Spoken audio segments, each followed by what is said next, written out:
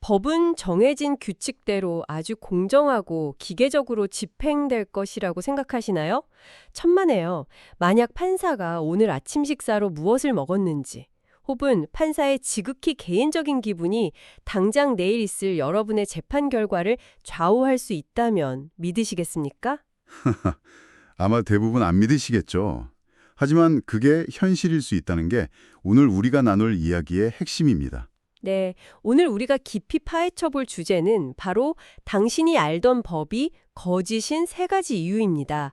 텍스트로 박제된 법전의 규칙과 그걸 다루는 인간의 뇌 구조 사이에서 벌어지는 치열하고도 때론 황당한 충돌을 살펴볼 건데요. 오늘 이 논의를 끝까지 따라오시면요. 뉴스에서 도무지 이해가지 않던 기상천외한 판결들이 도대체 왜 나오는지, 그리고 법이라는 이 거대한 시스템이 실제로 어떻게 돌아가는지 그 숨겨진 이면을 꿰뚫어보는 강력한 통찰력을 얻게 되실 겁니다. 거두절미하고 바로 본론으로 들어가 보죠. 우리가 흔히 법적인 논리라고 믿어 의심치 않는 것들의 실체, 도대체 어디서부터 잘못 알고 있는 걸까요? 가장 먼저 깨부셔야 할 환상은 바로 법정에서 쓰이는 논리적 도구들에 대한 오해입니다. 표면상 비슷해 보이지만 완전히 다른 두 가지 핵심 개념이 있거든요. 두 가지 핵심 개념이요? 네, 바로 선례와 유추의 결정적 차이부터 해부해 볼 필요가 있습니다. 흔히 사람들은 이 둘을 묶어서 그냥 과거의 사건을 끌어다 쓰는 것 정도로 생각하시잖아요. 그렇죠. 저도 비슷한 거라고 생각했거든요. 하지만 법의 세계에서 이 둘은 완전히 상반된 기능을 합니다. 아주 쉽게 말해서 유추는 변호사나 판사가 현재의 결정을 설득하기 위해 수많은 과거 사례 중 가장 자신에게 유리한 것을 입맛대로 선택하는 마법의 지팡이입니다. 아, 자기가 원하는 결론에 맞춰서 골라 쓰는 거군요. 반면에 선례는 다릅니다. 판사 본인이 개인적으로 와, 이건 진짜 시대착오적이고 잘못된 과거의 판결인데 라고 속으로 생각하더라도 상급 법원이 내린 결정이라면 강제적으로 따라야만 하는 무거운 족쇄인 거죠. 그러니까 마음대로 선택할 수 있는 무기와 억지로 차야 하는 수갑의 차이네요. 정확한 비유입니다. 이 중에서 유추라는 무기가 얼마나 강력하고 또 자의적으로 쓰일 수 있는지 정치사에서 아주 흥미로운 대조를 찾아볼 수 있는데요. 1991년 1차 이라크 전쟁을 한번 떠올려 보죠. 조지 부시 대통령 시절이네요. 네, 당시 조지 H.W. 부시 대통령은 사담 후세인을 아돌프 히틀러에 유추했습니다. 둘 다 수단과 방법을 가리지 않고 막아야만 하는 위험하고 팽창주의적인 독재자라는 공통점을 쫙 부각한 거죠. 대중의 공포와 정의감을 자극하는 완벽한 유추였죠. 그렇죠. 그런데 2002년 2차 이라크 전쟁을 앞두고 이번에는 반전주의자들이 이라크를 베트남 전쟁에 유추합니다.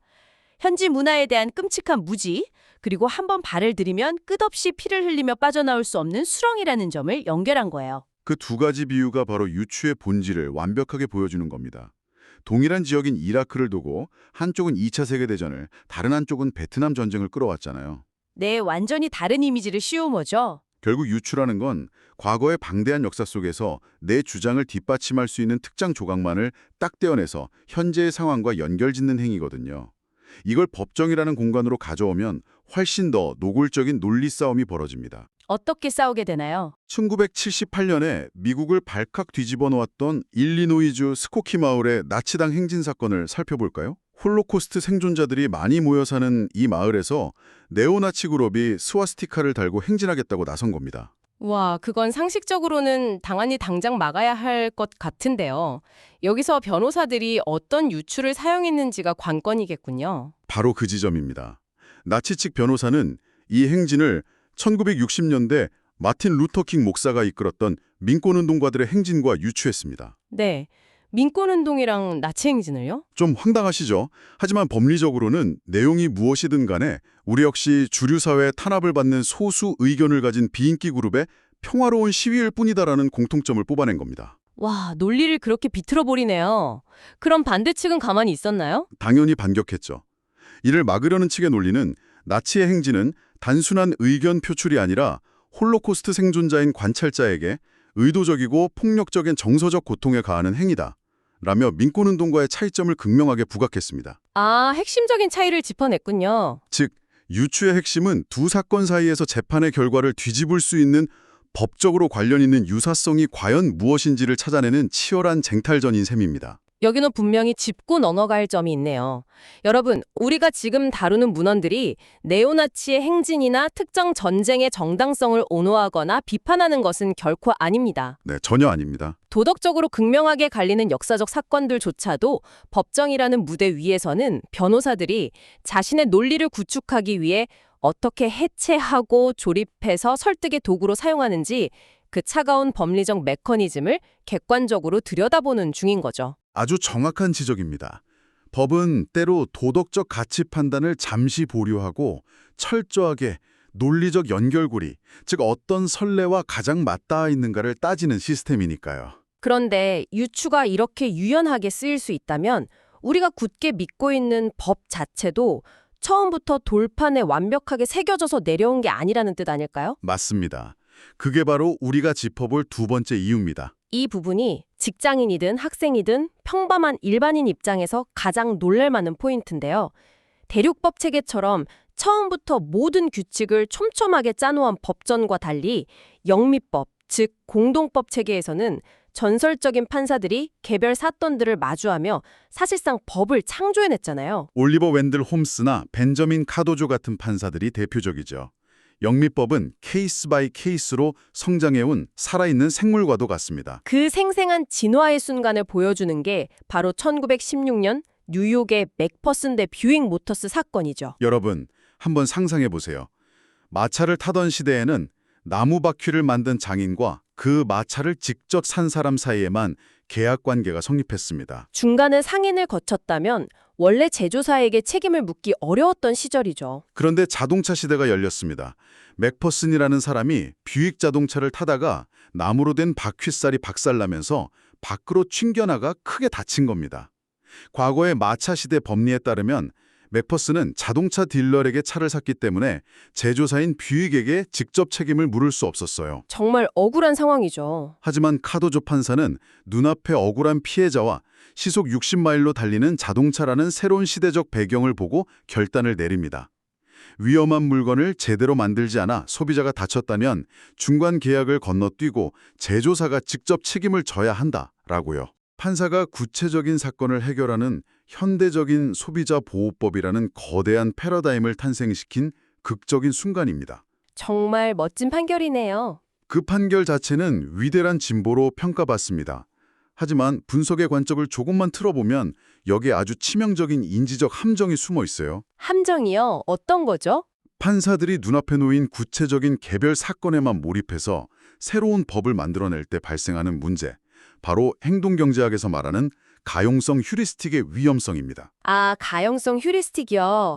우리가 뉴스에서 끔찍한 비행기 추락 사고를 보고 나면 사실 자동차 사고 확률이 훨씬 높은데도 당장 비행기 타기를 두려워하게 되는 그 심리적 편향 말씀이시죠? 바로 그겁니다. 인간은 가장 최근에 겪었거나 감정적으로 강렬하고 생생한 정보에 과도한 가중치를 두는 경향이 있습니다. 판사들도 결국 인간이니까 이 편향에서 자유로울 수 없거든요. 판사도 결국 인간이다. 와닿네요. 눈앞의 재판정에 정말 기구하고 억울한 사연을 가진 원고가 피를 흘리며 서 있다고 가정해보죠. 판사는 이 불쌍한 원고를 구제해주고 싶은 강력한 심리적 동의를 느낍니다. 사람이라면 당연히 그렇겠죠. 그래서 이 특정한 사건을 해결하기 위해 기존의 규칙을 허물고 새로운 법적 원칙을 세워버려요. 문제는 이 새롭게 만들어진 원칙이 전체 사회에 일반화되어 적용될 때 발생합니다. 극단적이고 예외적인 사건에 맞춰진 법이 평범하고 일상적인 다수의 거래에는 전혀 맞지 않는 부작용을 알 수 있다는 겁니다. 와, 그건 평범하게 살아가는 일반인 입장에서는 정말 등골이 서늘해지는 이야기인데요. 생각해 보시죠.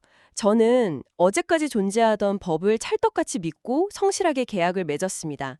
그런데 오늘 갑자기 판사가 시대가 변했으니 법의 해석을 바꾼다며 저에게 새로운 법을 소급 적용해서 처벌한다면요. 미치고 팔짝 뛸 노릇이겠죠. 이건 마치 회사에서 부장님이 어제까진 A양식으로 결제 올려도 아무 말 없다가 오늘 갑자기 왜 B양식으로 안 했어? 라며 어제 서류까지 몽땅 반려하고 징계하는 거랑 다를 바 없잖아요. 억울해서 밤에 잠도 안 올 겁니다. 아주 적절하고도 뼈아픈 비유입니다. 18세기의 철학자 제로미 벤담이 영미법에 이런 특징을 두고 개법이라고 아주 신랄하게 조롱했던 이유가 바로 거기에 있어요. 개법이요? 이름부터가 심상치 않은데요? 우리가 반려견 훈련시킬 때를 떠올려 보라는 거죠. 개가 카펫에 오줌을 싸기 전까지는 가만히 있다가 이미 오줌을 싸고 난 후에야 코를 때리며 그건 나쁜 짓이야 라고 가르치잖아요. 아, 벤담은 판사들이 법을 만드는 방식이 그거랑 똑같다고 본 거군요. 네. 사람들은 자신이 무슨 법을 위반하는지도 모른 채 자유롭게 행동하다가 분쟁이 터져 법정에 서면 그제야 판사가 나타나서 당신이 어제 한 행동은 불법이었어 라고 뒤통수를 친다는 거죠. 법의 생명인 예측 가능성이 완전히 무너지는 겁니다. 그렇다면 우리는 여기서 한 발짝 더 깊은, 어쩌면 법의 권위를 근본적으로 뒤흔드는 도발적인 질문을 마주하게 됩니다. 과연 판사들은 재판을 할 때 법전을 처음부터 끝까지 꼼꼼히 읽고 나서 논리적인 3단 논법에 따라 판결을 내릴까요? 보통 사람들은 그렇게 믿고 싶어 하죠. 아니면 속으로 이미 이 사건은 원고가 이기는 게 맞아 라고 결론을 훅 정해놓고 그 결론을 정당화해줄 조항이나 판례를 나중에 법전에서 열심히 뒤적거려 끼워 맞추는 걸까요? 후자라고 강력하게 주장했던 사람들이 있습니다. 바로 1920년대와 30년대를 휩쓸었던 제롬 프랭크를 비롯한 법적 현실주의 학자들입니다. 법적 현실주의요? 네, 이들은 기존의 형식주의 법학을 완전히 해체해버립니다. 이들의 주장에 따르면 재판 결과를 결정하는 핵심은 법전에 적힌 건조한 텍스트가 아니라 판사의 직관, 즉 무의식적인 직감이라는 거죠. 직관이라 좀 더 구체적으로 어떤 것들이 그 직관을 형성하나요? 매우 복잡하고 인간적인 요소들이 얽혀 있습니다. 판사의 정치적 성향, 소송 당사자의 옷차림이나 첫인상, 변호사의 말투, 심지어 판사의 개인적인 성격이나 그날의 컨디션까지 포함됩니다. 그날의 컨디션까지요? 네, 흔히 법조계 우스갯소리로 재판 판결은 판사가 그날 아침 식사로 무엇을 먹었는지, 소화가 잘 되었는지에 따라 달라진다는 농담이 있는데요. 이게 법적 현실주의의 통찰을 극단적으로 응축한 표현입니다. 판사도 사람이니까 배가 아프면 짜증이 날 수도 있겠네요. 그렇죠.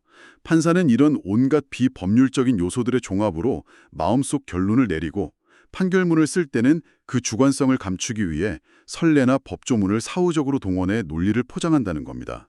듣고 보니 재판이라는 게 고도의 지적 활동이라기보다 인간 심리의 종합장 같네요. 칼 루엘린이라는 학자가 남긴 통찰이 여기서 빛을 발하는데요. 그는 우리가 법전에서 읽는 종이 규칙은 가짜이거나 환상에 불과하다고 일갈했습니다. 네, 그리고 재판 현장에서 실제로 작동하는 진짜 규칙은 따로 숨어 있다고 강조했죠. 예를 들면 법전에는 공평한 조세 부담의 원칙이 적혀 있지만 특정 판사의 진짜 규칙은 세금 소송에서는 무슨 일이 있어도 국가보다는 개별 납세자의 손을 들어준다 일 수 있다는 거죠. 맞아요. 반대로 노동사건에서는 광산회사와 노동자가 부딪히면 무조건 회사 편을 둔다는 숨은 공식이 있을 수도 있고요. 이걸 알면 변호사들은 법전을 파고드는 게 아니라 담당 판사의 성향과 취향을 분석하겠죠. 진짜 규칙을 찾아내는 게 유능한 변호사겠네요. 균형을 잡을 필요가 있어요. 법적 현실주의자들의 이런 도발적인 주장은 미국의 연방대법원처럼 고도로 정치적이고 이념이 첨예하게 부딪히는 곳에서는 놀랍도록 정확히 들어맞습니다. 그렇죠. 언론에서 5대4 판결 같은 거 보면 이게 법리인지 정치 싸움인지 헷갈릴 때가 많잖아요. 하지만 이를 모든 법원으로 일반화할 수는 없습니다. 일상적인 계약 위반, 평범한 교통사고를 다루는 일반 하급심 법원으로 내려가면 이야기는 완전히 달라져요. 아, 거긴 좀 다르게 돌아가나요? 네, 이곳에서는 판사 개인의 직관이나 아침 식사보다는 여전히 수백 년간 쌓여온 명확한 종이 규칙이 판사들의 선택을 강력하게 구속합니다. 명백한 법조문을 무시했다가는 당장 상급심에서 파기될 테니까요. 좋은 지적입니다. 하급심에서는 여전히 텍스트, 즉 법조문이 강력한 힘을 발휘한다는 거군요. 그렇죠. 시스템 전체가 판사 기분만으로 돌아가는 건 아닙니다. 그런데 여기서 진짜 코미디 같은 딜레마가 발생합니다. 그 잘난 법조문이라는 게 인간의 일상이라는 복잡 다단한 현실에 적용될 때는 얼마나 구멍이 많고 우스꽝스러운 결과를 낳는지 보여주는 사고 실험이 있잖아요. 아, 그 유명한 HLA 하트와 론 풀러의 논쟁 말씀이시군요. 네, 일명 공원의 차량 출입 금지 논쟁입니다. 자, 여러분이 공원을 산책하고 있는데 입구에 공원 내 차량 출입 금지라는 표지판이 있습니다. 하트의 입장에서 볼 때 매연을 뿜는 일반 자동차가 못 들어온다는 건 의심의 여지가 없는 텍스트의 핵심 영역입니다. 누구나 동의하죠. 당연히 안 되죠. 그런데 법의 텍스트 주변부에는 필연적으로 모호한 그림자가 생깁니다. 자전거는 차량인가요? 스케이트보드는요? 아이들이 타고 노는 장난감 자동차는 어떨까요? 법의 텍스트가 가진 근본적인 한계가 드러나는 순간이죠. 여기서 론 풀러가 하트를 무너뜨리기 위해 아주 치명적이고 매력적인 반격들을 던집니다. 어떤 반격이었죠? 텍스트의 명백한 핵심조차도 상황에 따라 얼마나 터무니없어질 수 있는지 증명해버리거든요. 첫 번째 예시로 지역사회에서 참전용사들을 기리기 위해 당시 쓰였던 낡은 군용 트럭을 기념비로 만들어 공원 한가운데 설치하기로 했다고 쳐보죠. 오, 군용 트럭은 사전적 의미로 명백하게 100% 차량이잖아요. 맞습니다. 텍스트만 놓고 보면 공원에 절대 들어올 수 없어요. 하지만 기념비를 막기 위해 이 법을 적용하는 게 과연 합당할까요? 이 법을 만든 상식과 목적에 완전히 어긋나는 코미디가 됩니다. 텍스트의 맹점이 확 와닿네요. 평범한 직장인들이 공감할 만한 풀러의 두 번째 예시도 기가 막힙니다. 기차역 대합실에 수면 금지라는 엄격한 규칙이 생겼다고 가정해보죠. 이 규칙의 원래 목적은 역내에 텐트를 치고 장기 체류하는 노숙자들을 막기 위함이었어요. 네, 합리적인 목적이죠. 그런데 야근을 마치고 막차를 기다리던 피곤한 직장인이 벤치에 앉은 채로 꾸벅꾸벅 졸고 있습니다. 문자 그대로 수면을 취하고 있는 이 사람을 경찰이 공봉으로 깨운 뒤 수면금지법 위반으로 체포한다면요. 하하, 진짜 피곤한 현대인들 다 감옥 가겠네요. 법의 명백한 텍스트를 기계적으로 적용했을 때 일상적인 상식과 얼마나 끔찍하게 충돌하는지 보여주는 터무니없는 결과죠. 법의 문헌에만 집착하다가 생기는 모순을 보여주는 역사적 사례도 있습니다. 17세기 철학자 사무엘 폰 퓨펜도르프가 소개한 이탈리아 볼로냐의 사례인데요. 정말 웃지 못할 총극이 벌어집니다. 그러니까 당국에서 거리에서 피를 흘리게 하는 자를 엄벌에 처한다는 강력한 법을 공포했잖아요. 치안을 위한 법이었죠. 그런데 어느 날 길에서 한 시민이 발작을 일으키며 쓰러졌고 마침 지나가던 외과 의사가 사람을 살리려고 다급하게 응급처치를 시도합니다. 당시 의학 지식에 따라 나쁜 피를 뽑아내는 방열 치료를 한 거죠. 환자를 살리려는 의사의 본분이었죠. 그랬더니 지나가던 경찰이 나타나서 환자를 살리고 있는 의사에게 수갑을 채우려 합니다. 당신 방금 법을 어기고 거리에서 피를 흘리겠군 이러면서요. 명백한 텍스트 위반이라는 거죠. 정말 기가 막히지 않습니까? 살인자 잡으라는 법으로 사람 살리는 의사를 잡다는요. 이 우스꽝스러운 일화들이 오늘날 법관들이 마주하는 거대한 딜레마의 축소판입니다. 결국 판사들은 두 가지 길 사이에서 고뇌하게 돼요. 어떤 길인가요? 하나는 볼로냐의 경찰처럼 민주적 절차를 통해 통과된 텍스트 자체에 철저히 복종하는 텍스트주의자가 되는 길입니다. 입법부의 권한을 존중해서 글자 그대로만 해석하겠다는 거죠. 또 다른 길은요. 다른 하나는 법이 애초에 왜 만들어졌는지 그 목적을 탐구하고 사회적 상식을 동원하여 유연성을 발휘하는 목속주의자가 되는 길입니다. 문제는 어느 한쪽이 절대적으로 옳다고 말할 수 없다는 거잖아요. 그렇습니다. 그래서 법조계에는 이 딜레마를 해결한다는 명목하에 수많은 법령 해석의 원칙들이 존재해요. 하지만 이걸 가만히 들여다보면 서로 완벽하게 모순됩니다. 창과 방패 같네요. 네, 어떤 원칙은 텍스트의 명백한 의미를 우선해야 한다고 하지만 동시에 존재하는 다른 원칙은 터무니없는 결과를 초래할 경우 목적을 고려해야 한다고 지시하거든요. 변호사들은 상황에 따라 유리한 걸 고를 뿐입니다. 완벽하고 객관적인 법이라는 건 영원한 환상이라는 게 증명된 셈이군요. 오늘 우리는 텍스트라는 차갑고 건조한 껍데기 속에 숨겨진 판사들의 치열한 뇌내휘로와 법의 생생한 맨얼굴을 심층적으로 파헤쳐 보았습니다. 네, 정말 흥미로운 여정이었죠. 여러분이 견고하고 절대적인 줄로만 알았던 법이 사실은 입맛에 맞는 유추, 판사의 무의식적 직관, 가용성 휴리스틱, 그리고 텍스트와 상식 사이의 팽팽한 줄다리기 속에서 간신히 균형을 잡고 있다는 걸 느끼셨을 겁니다. 우리가 이런 법의 불완전성을 인정하고 이해하는 것은 결코 법을 냉소하기 위함이 아닙니다. 오히려 이민낯을 직시해야만 쏟아지는 뉴스 속에서 특정 판결의 이면에 숨겨진 진짜 논리가 뭔지 비판적으로 사고할 수 있거든요. 그렇다면 마지막으로 여러분의 머릿속을 맴돌게 할 도발적인 질문을 하나 던지며 오늘 논의를 마무리하겠습니다. 인간 판사가 일반화를 왜곡하고 기분이나 이념에 흔들리며 허점을 자의적으로 해석하는 이 모든 혼란을 해결할 방법이 있을까요? 글쎄요, 쉽지 않은 문제죠. 만약 이 모든 편향과 감정을 완벽하게 삭제하고 오직 데이터와 논리만으로 무장한 AI 인공지능 판사를 전면 도입한다면 그것이 법의 객관성을 담보할 궁극적인 구원이 될까요? 아, AI 판사라. 재미있는 상상이네요. 아니면 앞서 보았던 그 수많은 모순된 법 해석의 원칙들을 동시에 적용하려다가 오히려 AI마저 논리적 오류의 무한루프에 빠져버려 시스템이 다운될까요? 그것도 충분히 가능성 있는 시나리오입니다. 이나 상식이라고는 1도 없는 기계적인 AI가 기차역에서 꾸벅꾸벅 조는 피곤한 직장인들이나 길거리에서 환자를 살리려던 의사들을 모조리 감옥에 쳐놓는 진정한 디스토피아를 열어젖힐지도 모를 일입니다. 상상만 해도 끔찍하네요. 인간의 직관과 기계의 텍스트 사이, 과연 진정한 정의는 어디에 존재할까요? 그 판단은 여러분의 몫입니다. 다음 시간에도 여러분의 뇌를 번쩍 깨울 흥미로운 지식들로 찾아오겠습니다. 깊이 있는 논의를 함께 해주셔서 감사합니다. 감사합니다.